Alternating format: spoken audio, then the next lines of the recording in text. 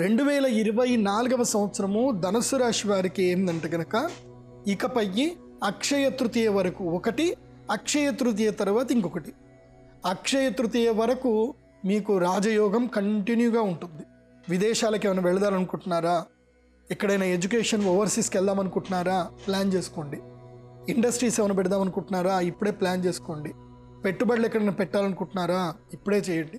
ఏవైనా ఆస్తులు అమ్మేస్తే కొన్ని సమస్యలు తీవ్రతరం అవుతున్నాయి, అవి అమ్మేస్తే బాగుంటుంది అని అంటే ఎస్ అమ్మేయండి.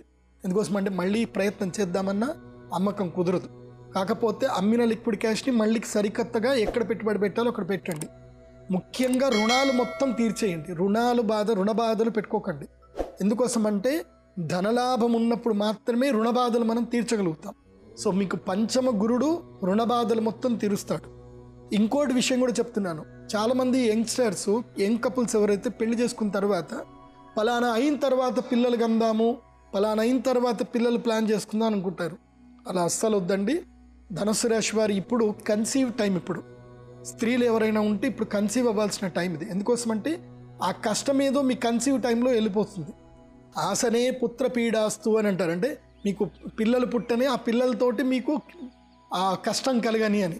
అట్లాగే పిల్లలు కనండి, ధనుసు రాశి వారి పిల్లలు కనండి, జీవితంలో ప్రోగ్రెసివ్ వైపు వెళ్ళండి.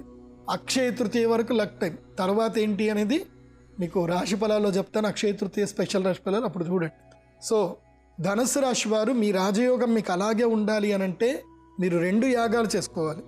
శనిగ్రహం అనుగ్రహ యోగ సిద్ధి కోసం రాజ్యశ్యామల యాగము, గురుగ్రహ అనుగ్రహ యోగ సిద్ధి కోసం శ్రీ మహాలక్ష్మి యాగం. ఇవి 2 తప్పకుండా వసంత పంచమి రోజు రాజ్యశ్యామల, అక్షయ తృతీయ రోజున శ్రీ మహాలక్ష్మి యాగం చేసుకోవాలి.